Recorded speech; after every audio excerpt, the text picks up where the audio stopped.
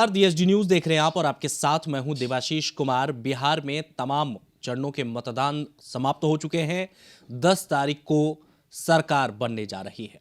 संशय यही है कि आखिर सरकार किसकी बनेगी, इसका फैसला 10 तारीख को जब ईवीएम के सभी चीज खुलेंगे उसके बाद ही क्लियर हो पाएगा। लेकिन तमाम अगर सर्वे की बात कर लें तो इस वक्त महागठबंधन की जीत होती दिखती नजर आ रही है। इस वक्त हमारे साथ आरजेडी के वरिष्ठ और पुराने नेता आजाद गांधी मौजूद हैं। सर्वे के बारे में उनसे जानते हैं कि उनकी सरकार की उनकी जो गठबंधन की सरकार है वो बढ़त पाती दिख रही है। आजाद जी, गठबंधन आप लोगों की पार्टी जो है उसको बढ़त मिलता दिख रहा है सर्वे के हिसाब से। हालांकि अभी ये क्लियर 10 तारीख को ही हो पाएगा कि आपकी सरकार बनेगी या नीतीश कुमार फिर से मुख्यमंत्री होंगे। लेकिन सर्वे के आधार पर अगर बात कर लें तो इस सर्वे को आप किस रूप में देखते हैं? देखिए, जो सर्वे आ रहा विभिन्न टीवी चैनल का, दैनिक अखबार पत्रों का, हम कल से मॉनिटरिंग इस पर कर रहे हैं। और जो सर्वे में बातें दिखाई गई है, दर्शाई गई है संख्या बल महागठबंधन का, हमको लगता है कि उससे हम लोग कुछ आगे बढ़ेंगे। आपको जो हम पहले भी कहे थे, कई महीने से मैं चर्चा कर रहा हूँ कि नीतीश कुमार जी के पास या भारतीय जनता पार्टी के पास कोई चुनावी एजेंडा नहीं था।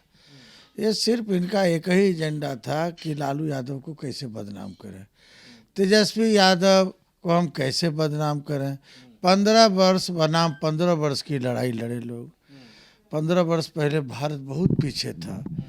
उस वक्त हमारा जो बजट था, जो केंद्र सरकार का जो बजट था, काफ़ी कम था। 15 वर्षों के बाद कई एजेंसियां हिंदुस्तान को वर्ल्ड बैंक से लेकर के तरह तरह लोगों ने पैसा दिया। इससे राज्य विकसित हुआ, होना भी चाहिए। लेकिन जो 15 वर्षों के दरमियान में जो नीतीश कुमार जी ने बदहाल हालत पर बिहार को जो छोड़ा है, जनता कभी माफ़ करने वाली नहीं है। हालात काफ़ी ख़राब। हमारा देखिए एक एजेंडा था कि युवाओं को रोज़गार मिले। जो बेरोजगारी इस कदर बिहार में बढ़ गई, इस कदर भ्रष्टाचार बढ़ गया, आप सरसाई जिसको ब्यूरोक्रेट कहते हैं, इतना चरम सीमा पर बढ़ा कि एक विधायक का कोई चपरासी बात नहीं सुनता था। सिपाही और थानेदार की बात तो आप छोड़ दीजिए, लोग जो है मुख्यमंत्री से भी मिलने के लिए 8-8 दिन 10-10 दिन तक नंबर लगाना पड़ता था। आरसीपी सिंह ऐसे आदमी से मिलने के लिए 4-4 घंटा विधायक को बैठना पड़ता था। यहाँ जो है लोकतंत्र शासन नहीं चला रही थी, यहाँ ब्यूरोक्रेट बिहार में शासन चला रहे थे। बिहार की जनता पूरी ऊब चुकी। लोग जो है पलायन के बारे में आप देख रहे थे कोरोना काल में, किस तरह से लोग रिक्शा से, ठेला से, पैदल चल करके, छोटी छोटी बच्चियां, कितना बस का लट गया, बड़ी मुश्किल से आया। सरकार ने कहा सबके खाता में पैसा जाएगा। 1000 रुपया दे कर करके वाहवाही लूटना चाहती थी भारत की यह सरकार। जब वे किसी तरह से आए, वहाँ 4-4 दिन रेलवे स्टेशनों पर वहाँ पुलिस को गोलियां लाठियां बम्बई में चलाना पड़ा। देख रहे, अंतिम में लोग पैदल चल दिए। एक एक आदमी पर 2-2 आदमी सोया हुआ है, लग रहा था आलू प्याज लदा हुआ है। जब ये लोग बिहार आए, हमारे प्रवासी साथी, तो पर यहाँ लोगों को लगा कि यहाँ नीतीश कुमार के नेतृत्व में रोजगार मिलेगा।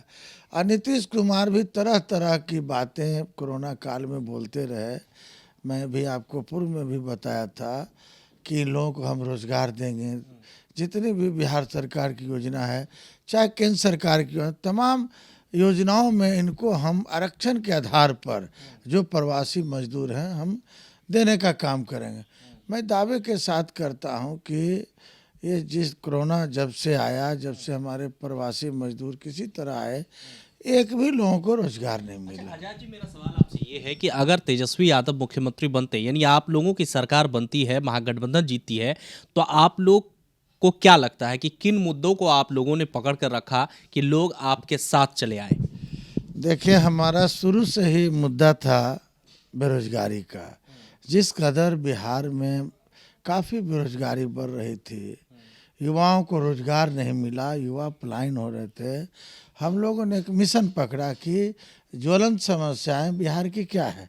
तो सबसे बड़ी जो ज्वलंत समस्या, आप जानते होंगे कि पूरे भारत में सबसे ज़्यादा युवा बिहार में प्रवास कर रहा है, पूरे भारत में। और इस कदर इसकी हालात ख़राब हो गई।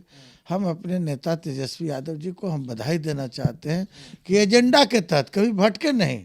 हमारा जो मुख्य मुद्दा था बेरोजगारी दूर करना, हम कैसे बेरोजगारी बिहार में दूर करें, हम कैसे समान वेतन नियोजित शिक्षकों को लागू करें, हम सीमांचल विकास का आयोग का गठन करें ताकि सीमांचल भी एक अच्छे दुनिया में नाम कमावे, सीमा के अंतर्गत है वो लोग। हम युवा आयोग की बात हमने कहा कि युवाओं की आबादी 60% है, युवा आयोग का गठन होना चाहिए। हम कृषि आयोग का भी हमने बात रखा अपने एजेंडा में कि कृषि आयोग का गठन होना चाहिए कृषि विकास के लिए। हमारा सारा मुद्दा शुरू से एक मुद्दा पर थे, हम कोई मुद्दा पर भटके नहीं। हमारे नेता की जो सोच थी तेजस्वी यादव जी को, ये बहुत ऊंचाइयों तक बिहार को ले जाना चाहते हैं। मैं आज भी कह रहा हूँ कि बिहार में इतना शासन रहेगा, बढ़िया शासन, स्वच्छ शासन। ये नहीं कि हमको जिस तरह से नीतीश कुमार जी ने बदले की भावना से काम किया बिहार में कि कैसे जो हमारा नहीं है उसको हम कैसे जेल भेज दें, कैसे टॉर्चर कर दें, उसका जन वितरण प्रणाली को बंद कर दें, कौन एफआईआर में किसको, ये बदले की भावना से ये सरकार आप चल। ये कह रहे हैं कि आप लोगों की सरकार बनी तो आप लोग जो है शासन प्रशासन की व्यवस्था को दुरुस्त करेंगे। हम लोग तो जब जो नीतीश कुमार कानून की राज कहते थे, कितना भ्रष्टाचारी था, अपराध चरम सीमा पर बढ़ गया था। ये लोग घर से निकलना बंद कर गए, हत्या का रिकॉर्ड, बलात्कार का रिकॉर्ड, 2-2 साल बच्चियों के साथ रेप, महिला अत्याचार, शोषण। आप जब देखिएगा ना यहाँ का अपराध का रिकॉर्ड 15 वर्षों के दरमियान में, तो आपको आश्चर्य होगा कि जो नीतीश कुमार जो सुशासन की बात करते थे, स्वच्छ शासन की बात करते थे, कानून की राज की बात करते थे, ये सब निकल गया उनका। आजाद जी, एक अंतिम सवाल। कल आपके नेता महागठबंधन के मुख्यमंत्री पद के दावेदार 31 साल के हो जाएंगे, कल उनका जन्मदिन है। आप लोगों की तरफ से क्या तैयारी है, खास करके आप तो बहुत करीबी हैं उनके पारिवारिक तौर पर, तो क्या तैयारी है, कल कैसे विश करेंगे तेजस्वी यादव? देखिए, सबसे पहले हम हर बार उनका हम जन्मदिन बड़े धूमधाम के साथ मनाते हैं। मैं यहाँ युवाओं और बेरोजगारों में काफ़ी हर्षोल्लास है। हमने न्योता दिया है यहाँ आने के लिए तमाम लोगों को। मेरे द्वारा पूरी तैयारी है कि अपने भावी मुख्यमंत्री का हम लोग जन्मदिन किस रूप से मनावें। इसमें युवाओं की भागीदारी निश्चित रूप से कल हमारे द्वारा होगी। हम लोग तमाम लोगों को एक बड़ा केक काटेंगे, जिसे सभी लोगों को प्रसाद स्वरूप ग्रहण कराएंगे। तो हम लोग उनके पूर्व जो है, जन्मदिन के एक दिन पूर्व, हम आदरणीय अपने नेता को हम बधाई देना चाहते हैं उनके जन्मदिन पर। ढेर सारी बधाइयाँ कि बिहार को विकसित दिशा की ओर ले चलें, बिहार में एक ऐसा नाम हो भारत में स्वच्छ शासन का। मेरी शुभकामना है कि एक स्वच्छ शासन बिहार में देने का काम करें। और जो जिन्होंने जो एजेंडा को दिया है, एजेंडा को हमको लगता है जो उनकी सोच है, पहला कैबिनेट 10 लाख लोगों को रोजगार का, हमको लगता है कि अपने जन्मदिन पर तमाम लोगों को तोहफा बिहार वासियों को देने का काम करेंगे। और हमारे नेता बराबर इस बात को कह रहे हैं कि अपराधियों से कोई समझौता नहीं। अगर बड़े लोगों का भी पैर भी आ जाएगा तो हम समझौता करने वाले नहीं हैं, ये मेरे नेता का कहना है। इसके पहले तो यह होता था कि जो एनडीए वाले लोग हैं, कोई अपराध करता था और एफआईआर तक नहीं होता था थाना में, वहीं से एमपी फ़ोन कर रहा, मिनिस्टर फ़ोन कर रहा कि पार्टी का लोग है, इनको छोड़िए। जो एफआईआर करने वाले थे वो लोग नाखुश होकर के थाने से चला जाए। ऐसा शासन अब बिहार में नहीं होगा, कड़ा शासन होगा।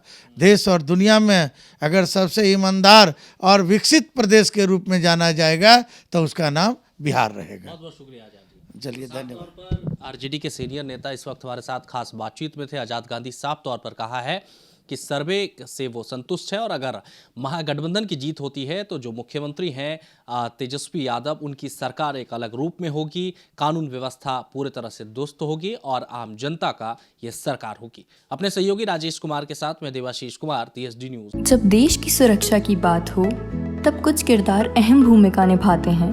बेजोड़ शटर्स और शटर लॉक्स, मजबूती की मिसाल कायम करने वाले स्टील पाइप्स, सर्वश्रेष्ठ गुणवत्ता से भरपूर शटर लैथ और अटूट इंटरनल लॉक्स।